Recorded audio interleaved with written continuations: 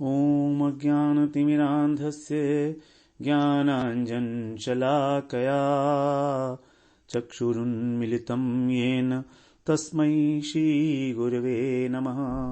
वाञ्छाकल्पतरुभ्यश्च कृपा सिन्धुभ्येव च पतितानां पावनेभ्यो वैष्णवेभ्यो नमो नमः। नमो महावदान्याय कृष्ण प्रेम प्रदायते कृष्णाय कृष्ण चैतन्य नाम्ने गौरत्विषे नमः। हे कृष्ण करुणा सिंधो दीनबंधो जगतपते गोपेश गोपिका कांत राधा कांत नमोस्तुते। तप्त कांचन गौरांगी राधे वृंदावनेश्वरी वृषभानुसुते देवी प्रणमामि हरिप्रिये। वृंदायै तुलसीदेव्यै प्रियायै केशवस्य च कृष्ण भक्ति प्रदे देवी सत्यवत्यै नमो नमः। श्री कृष्ण चैतन्य प्रभो नित्यानंद श्री अद्वैत गदाधर शिवसदि गौर भक्त वृंद। हरे कृष्ण कृष्ण कृष्ण हरे हरे, हरे राम राम राम हरे हरे। हरे कृष्णा। हम लोग सर्वप्रथम मैं अपने गुरुपाद पद ओम विष्णुपाद अष्टोत्तर शत श्री श्रीमद् भक्ति वेदांत माधव गोसाई महाराज के चरण कमलों में अनंत कोटि दंडवत प्रणाम ज्ञापन करता हूँ। हम लोग श्रीमद् भगवद गीता के 9वें अध्याय का श्रवण कर रहे हैं, जिसमें हमारा 18वां श्लोक चल रहा है, जिसमें भगवान अपनी 12 विभूतियों के विषय में बता रहे हैं। भगवान की ये 12 विभूति कौन सी हैं उसको भगवान यहाँ बताए हैं। कह रहे हैं भगवान, गतिर भर्ता प्रभु साक्षी निवास शरणम सुहृत प्रभवः स्थानम निधानम बीजम अव्ययम। गतिर भर्ता प्रभु साक्षी, भगवान ही हमारी गति हैं, भगवान ही हमारे भर्ता हैं, भरण पोषण करने वाले हैं, भगवान ही हमारे प्रभु हैं। प्रभु का मतलब ईश्वर, और वो ही साक्षी हैं, हमारे निवास स्थान भी वही हैं, शरण और सुहृत सब कुछ वही है। तो हम लोग बात कर रहे थे, यहां पर 3 हम लोग चर्चा कर चुके थे भगवान के विषय में। गति, भर्ता और प्रभु किस प्रकार से हैं। तो अब आगे कह रहे हैं वहां पर साक्षी। तो भगवान साक्षी किस प्रकार से हैं ये बता रहे हैं। हम लोग इसका श्रवण करते हैं। भगवान सभी जीवों का शुभ और अशुभ कर्म को जानने वाले हैं सब समय, अर्थात सर्वज्ञता की सीमा है भगवान, पराकाष्ठा है भगवान। जैसा हम लोग श्रवण कराए हैं 7वें अध्याय में 26वें श्लोक में, वेदाहम समतीतानि वर्तमानानि चार्जुन भविष्याणि च भूतानि माम तु वेद न कश्चन। भगवान वहां कह रहे हैं भविष्याणि च भूतानि, भविष्य को और भूतकाल में जो भी होने वाला है, भूतकाल में और भूतकाल में जो हो चुका है और भविष्य में जो होने वाला है और वर्तमान में जो हो रहा है, माम तु वेद न कश्चन, मैं उसको जानता हूं और कोई नहीं जानता। माम तु वेद, वेद माने मैं जानना, मैं उसको जानता हूं। तो भगवान हमारे द्वारा होने वाले प्रत्येक कर्म को जानने वाले हैं। हम लोग 3 प्रकार से कर्म करते हैं, शरीर, वाणी और मन।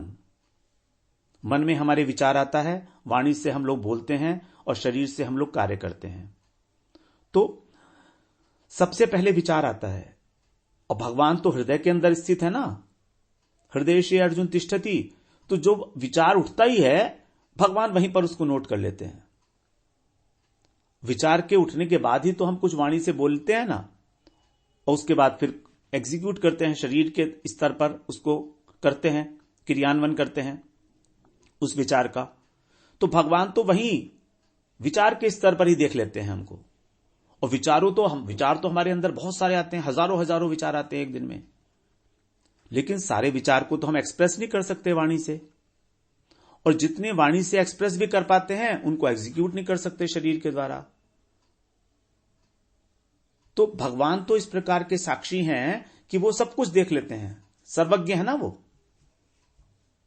हम कुछ भी छिपाकर नहीं रख सकते भगवान से। चाहे हम चाहें कि चलो कुछ छुपा लें भगवान से, तो क्या हम छुपा सकते हैं? ये विचार कि हम भगवान से कुछ छिपाना चाहते हैं, ये भी तो भगवान को मालूम है। हम इस विचार को भी नहीं छुपा सकते कि हम उसे छिपाना चाहते हैं कुछ, क्योंकि वो क्या है? सर्वद्रक उपदृष्टा।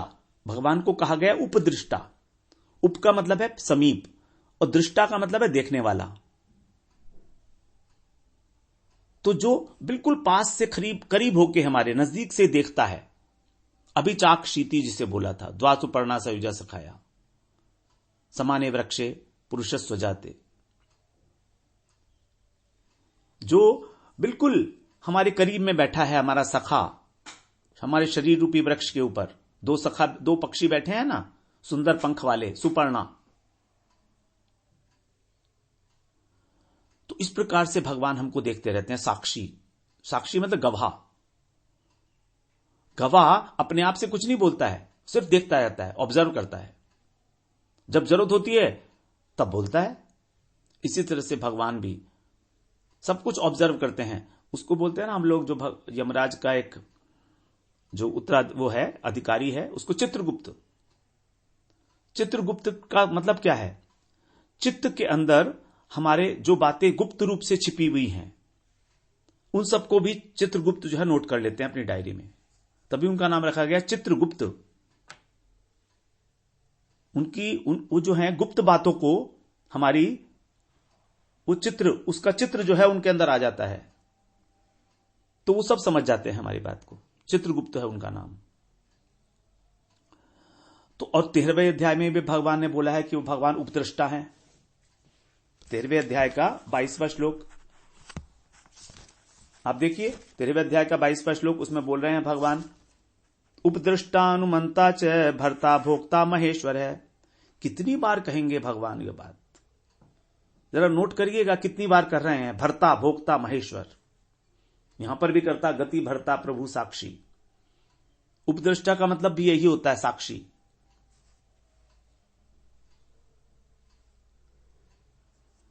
फिर श्रीमद् भागवत में ही बोला है, सर्वदृक् उपदृष्टा तम भजन निर्गुणो भवेत। 10वें स्कंद के 88वें अध्याय में 5वें श्लोक में सर्वदृक् माने दृक्, सर्वदृक् माने सब कुछ देखने वाले। उपदृष्टा, उपदृष्टा वहां भी है और उपदृष्टा यहां भी है, वही है साक्षी। साक्षी का मतलब क्या है? साक्षात पश्यति इति साक्षी। साक्षात पश्यति, जो साक्षात देख रहा है। तो भगवान अगर देखना चाहते हैं हमें, तो उनके लिए आंख नहीं चाहिए, वो बिना आंख के देख लेते हैं भगवान। यही तो भगवान की शक्ति है। भगवान को हमारी तरह से आंख कान की जरूरत नहीं है। हमारे आंख कान तो जड़ है ना, तो भगवान की इंद्रियां तो जड़ नहीं है, भगवान की अप्राकृत इंद्रियां हैं। इसीलिए भगवान के लिए कहा गया है, तुलसीदास जी कह रहे हैं, पग बिनु चले सुना बिनु काना, कर बिनु कर्म करे विधि नाना, त्वक बिनु परस नयन बिनु देखा, गहहि घ्राण विधि वास अशेषा। बिना पैरों के तो चलते हैं, बिना कानों के सुनते हैं, बिना हाथों के कार्य करते हैं अनेक अनेक प्रकार के, बिना त्वचा के स्पर्श कर लेते हैं, बिना आंखों के नयन के देख लेते हैं, और गहहि घ्राण विधि वास अशेषा, और गंध को ग्रहण कर लेते हैं बिना नासिका के। अस सब भांति अलौकिक करनी। इस प्रकार से भगवान की जितनी भी करनी है सब अलौकिक है, not belonging to this world, अलौकिक। आनन रहित सकल रस भोगी, बिनु बानी बकता बड़ जोगी। मुख नहीं है तो भी समस्त रसों का आस्वादन करते हैं, और वाणी नहीं है तो भी बोलते हैं। यह है भगवान की महिमा। बिनु पग बिनु चले सुनह बिनु काना। श्वेताश्वतर उपनिषद में भी बिल्कुल यही बात बताई गई है। श्वेताश्वतर उपनिषद के अंदर उसमें क्या कह रहे हैं? अपाणिपादो जवनो गृहीता, अपाणिपादो जवनो गृहीता, पश्यत्यचक्षु सशृणोत्यकर्णः, स वेत्ति वेद्यं न स तस्यास्ति वेत्ता, तमाहुरग्र्यं पुरुषं महन्तं, तमाहुरग्र्यं पुरुषं महन्तं। कैसे हैं भगवान? अपाणिपाद, उनके भौतिक जो हमारे प्राकृत हाथ पैर हैं वो नहीं है, लेकिन फिर भी वो जवनो ग्रहीता, वेग पूर्वक चलते हैं और सभी वस्तुओं को ग्रहण करते हैं। उनके पास भौतिक आंखें नहीं हैं तो भी वो हर वस्तु को देख लेते हैं। अचक्षु हैं और अकर्ण हैं, अर्थात भौतिक कर्ण नहीं है लेकिन फिर भी सब कुछ सुन लेते हैं। स वेत्ति वेद्यम न स तस्यास्ति वेत्ता, वे जो कुछ भी जानने योग्य वस्तु है उन सबको जान लेते हैं, जानते हैं, परंतु उनको जानने वाला कोई नहीं है। तो ऐसे जो तम आहुर अग्र्यम, ऐसे जो अग्रणी, जो प्रमुख हैं पुरुष, महान पुरुष हैं, उनको मैं नमस्कार करता हूं। तम आहुर अग्र्यम पुरुषम महंतम, इस प्रकार के वो भगवान हैं, वो महान पुरुष उनको कहा गया है, सबसे अग्रणी। यह है भगवान की महिमा, भगवान का साक्षीपन, कि भगवान किस प्रकार हमारे को प्रत्येक गतिविधि को हमारे भली भांति देख रहे हैं। फिर आगे बोलते हैं निवास। निवास का मतलब होता है इंग्लिश में रेजिडेंस। हम लोग जब अपना पता लिखते हैं तो उसमें लिखते हैं ना, नेम एंड एड्रेस। रहने के स्थान को कहा जाता है निवास।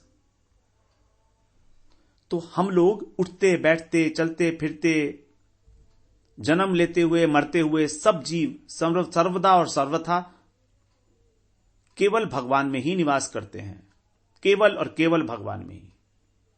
वही हमारे आधार हैं, वही हमारे अधिष्ठान हैं। जिस वस्तु का आश्रय लिया जाता है उसको हम लोग बोलते हैं निवास। जैसे एक व्यक्ति, उसने अपने घर का आश्रय लिया है, वो जब थक जाता है काम करके तो अपने घर में लौटता है, तो उसने घर का आश्रय लिया है, तो वहां पर उसका आश्रय होना है, इसलिए उसको बोलते हैं हम निवास, जहां पर वो अच्छी प्रकार से रह सकता है अपनी मर्जी से। तो अब यहां पर भगवान ने इससे पहले 4 बातें बताई थी, गति, भर्ता, प्रभु और साक्षी। गति का मतलब होता है जाना। तो जैसे अगर भगवान बहुत दूर हैं तो क्या हमें भगवान के पास दूर जाना है कहीं? और अगर भगवान दूर हैं तो हो सकता है वहीं बैठ के हमारा भरण पोषण कर रहे हो, भर्ता। और प्रभु हैं, प्रभु का मतलब क्या है? स्वामी। तो स्वामी तो अपनी राजधानी में रहता है, भगवान वैकुंठ में रहते होंगे, हम लोग तो इस लोक में रहते हैं और ऊपर से ही हमको देखते होंगे। भगवान ऊपर से हमें देखते होंगे क्योंकि भगवान तो वैकुंठ में है। तो भगवान के वैकुंठ लोक में जाना, वहीं से भगवान का पालन करना हमारा, और वहीं पर उनका रहना प्रभु होने के कारण, और साक्षी भाव से वहीं से देखना। लेकिन वो कह रहे हैं नहीं, आगे ऐसा नहीं है, ऐसा नहीं है। ये क्या कह रहे हैं? सभी प्राणी उन्हीं में निवास करते हैं। जैसे आकाश के अंदर ही वायु होती है, वायु, अग्नि, जल और पृथ्वी सब आकाश में निवास करते हैं, उसी प्रकार हम सब भी भगवान में ही निवास करते हैं। हमें कहीं जाना नहीं है उनको ढूंढने के लिए। गति कहा तो है वहां पर, लेकिन गति का यह मतलब नहीं है कि हमको जाना है। तो हमें यह बात पता नहीं है कि हम उन्हीं के अंदर निवास करते हैं। वास्तव में तो पृथ्वी उन्हीं की विभूति तो है। हम लोग 7वें अध्याय में श्रवण कराए हैं। भगवान ने कहा है कि जल में रस भी मैं हूं, पृथ्वी के अंदर पुण्य गंध भी मैं हूं। तो पृथ्वी उन्हीं का रूप है, जल उन्हीं का रूप है, आकाश वायु अग्नि सब उन्हीं के रूप हैं, और इन्हीं से हमारा शरीर में बना है मिलकर। तो हमारे रक्त की एक एक बूंद, हमारे शरीर का एक एक कण, हमारा श्वास प्रश्वास, सब कुछ वही है। यही है उनका स्थान। हमारे शरीर के कण कण में भगवान विद्यमान है, कण कण में भगवान विद्यमान है। इसलिए कह रहे हैं मैं निवास हूं आपका, आपको मुझे ढूंढने के लिए कहीं जाना नहीं है, मैं तो वही हूं आपके पास ही। केवल आपको आंखें खोल लेनी है अपनी, मेरी ओर मुख कर लेना है बस। फिर आगे छठा बता रहे हैं भगवान शरणम। तो जिसकी शरण ली जाती है उसको शरणम कहते हैं। जिसकी शरण ली जाती है, तो भगवान के समान शरणागत वत्सल, भगवान के समान कोई हमारा दुखों का नाश करने वाला कोई भी नहीं है। केवल एकमात्र वही हमारे शरण्य हैं। देखिए, शरण्य और शरणम एक ही बात है। शरण्य का मतलब होता है जिसकी हम शरण लेते हैं, और शरणम का मतलब भी जब हम उसको संज्ञा की तरह यूज करते हैं तो उसका मतलब भी वही है, जिसकी शरण ली जाती है।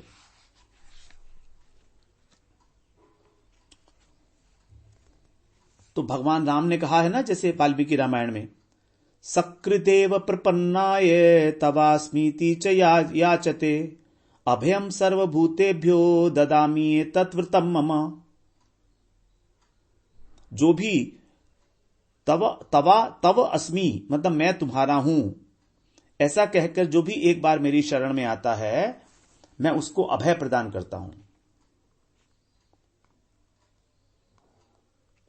भगवान ने यह बात कही है वाल्मीकि रामायण के अंदर। तो भगवान ही एकमात्र हमारे शरण है, भगवान राम ने कही है। तो भगवान ही सब लोगों को अभय प्रदान करते हैं। ये भगवान का व्रत है, क्योंकि शरण वही दे सकता है जो अभय, जो सर्वसमर्थ हो। जब अर्जुन ने भगवान की शरण ली, शिष्यस्ते हम शाधिमाम त्वाम प्रपन्नम, अब मेरा आप शासन करो, दूसरे अध्याय में 7वें श्लोक में, तभी भगवान ने गीता का उपदेश दिया अर्जुन को।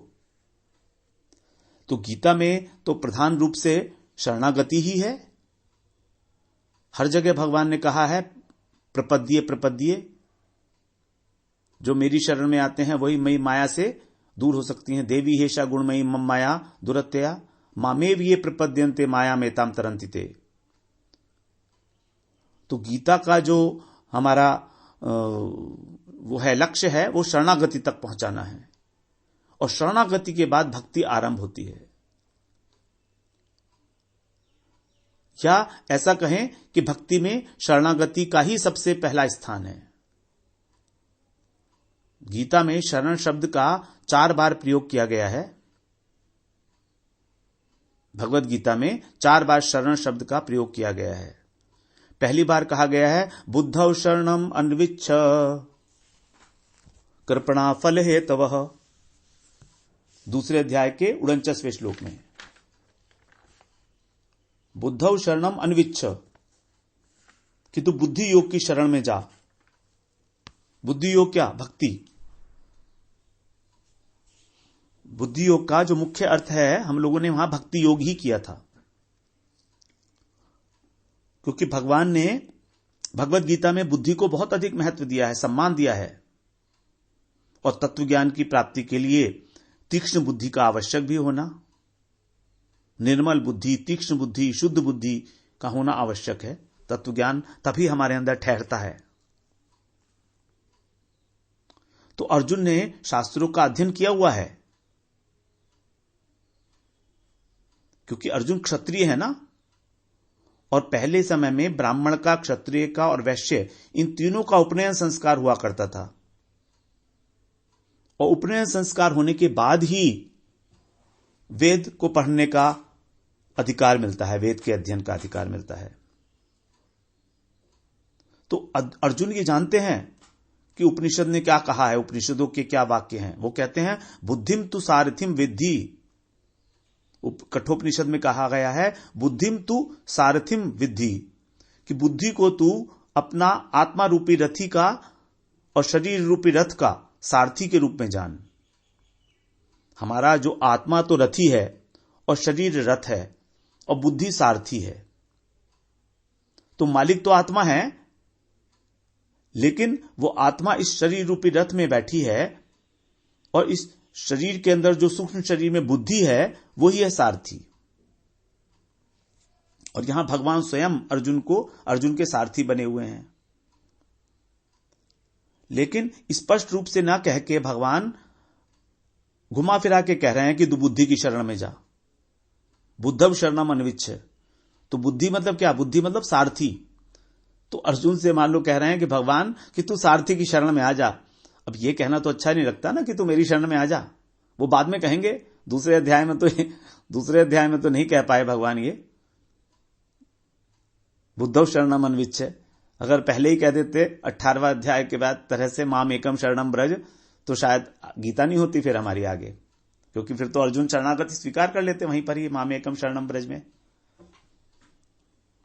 तो वहां पर भगवान ने इनडायरेक्टली हिंट किया बुद्धव शरणम अन्विच्छ। तो इसी कारण अर्जुन ने प्रश्न पूछा था बुद्धि योग के विषय में। तीसरे अध्याय का जो शुरू हुआ था वहां पर यही एक प्रश्न था कि आप मेरी बुद्धि को मोहित कर रहे हैं, आप मुझे समझाइए कि मुझे इस भयंकर कर्म में क्यों प्रवृत्त करते हो आप, जब आप बुद्धि का इतनी महिमा गान कर रहे हो। उन्होंने बुद्धि योग को ज्ञान योग समझ लिया था। तो भगवान ही सारथी हैं रथ के। तो जब हम भगवान के हाथ में अपना रथ दे देते हैं, शरीर रूपी रथ, तभी हम कह सकते हैं कि हमने भगवान की शरण ली है। अर्थात अपनी बुद्धि को देना पड़ेगा भगवान को। मतलब भगवान जो सोचते हैं, भगवान जो चाहते हैं, वैसा ही हमें सोचना है। जैसे हम लोगों का जो मालिक होता है, जो नौकरी करते हैं, उन्हें मालूम है कि वो जिस समय नौकरी कर रहे होते हैं उस समय में उतने घंटे के लिए कम से कम वो वही बात सोचते हैं जो मालिक के प्रॉफिट में हो, जिससे मालिक को खुशी मिले। मालिक की प्रसन्नता के लिए ही वो काम करते हैं। और काम क्या करते हैं? अपनी बुद्धि मालिक को दे देते हैं कि अब मेरी बुद्धि तुम्हारे हाथ में है, तुम ही इसको कंट्रोल करोगे, मैं तुम्हारे लिए ही सोचूंगा। तो जब हम नौकरी के अंदर, एक सांसारिक कार्य के अंदर अपनी बुद्धि अपने बॉस को दे देते हैं, तो क्या हम अपनी बुद्धि भगवान को नहीं दे सकते? सोचना तो पड़ेगा ना हमें। भगवान जो हमारे उत्पत्ति स्थान है, जिनका प्रेम हमें प्राप्त करना है, जिसके लिए हम व्याकुल हैं, ऐसे भगवान जो हमें पुकार रहे हैं और कह भी रहे हैं कि तू अपनी बुद्धि मुझे दे दे, मम बुद्धिम निवेशय निवशिष्यसि मय्येव अत ऊर्ध्वम न संशय। सब कुछ कहने के बाद बोलते हैं भगवान अत ऊर्ध्वम न संशय, मेरी बात में संशय मत करना। जैसे भगवान को हमारे को पता है कि ये लोग संशय करेंगे, इसलिए बोल देते हैं नास्ति अन्यत्र संशय, इस बात में संशय मत करना कि तू, तेरा जैसा अंतिम चिंतन होगा उसी प्रकार से तुझको गति मिलेगी। मेरा चिंतन करेगा तो मेरी गति मिलेगी। नास्ति अन्यत्र संशय 8वें अध्याय में बोल दिया भगवान ने, संशय मत करना, क्योंकि संशय आत्मा पे थी, संशय आत्मा विनश्यति, उसका नाश हो जाता है। That's why he is saying that कि तू संशय मत करना। तो यहां पर भगवान ने स्पष्ट रूप से ना आज्ञा देके दूसरे अध्याय में कहा बुद्धव शरणम अन्विच्छ, बुद्धि की शरण में जा। और दूसरी बार इसी श्लोक में भगवान ने कहा अहम शरणम, मैं ही शरण हूं तेरी। अहम शरणम, तेरी नहीं कहा, स्पष्ट नहीं कहा कि मैं तेरी शरण हूं, यह कहा कि मैं ही सब लोगों की शरण हूं, तो तेरी भी शरण हूं। अब तू मेरी शरण ले ले, यह बात नहीं की स्पष्ट रूप से, तू मेरी शरण ले ले यह बात नहीं की, लेकिन बाद में यह जरूर बोल दिया भगवान ने माम नमस्कुरु, मुझको नमस्कार कर, क्योंकि नमस्कार करने का मतलब ही है शरण लेना। हम उसी को नमस्कार करेंगे जिसके हम शरण में जा सकते हैं।